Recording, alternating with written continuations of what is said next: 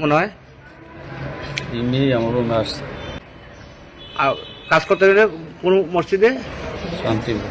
শান্তিপুর মসজিদে। তা আপনারা কে মানে কোন ইয়ার থেকে কাজটা করছে, কি শয়তানে ভর করছিল এরকম? আপনাকে এই কাজটা কে করাইছে মনে হয়? এমনি আমার রুমে আসছে। মেয়েটা তো বিবাহিত ছিল না।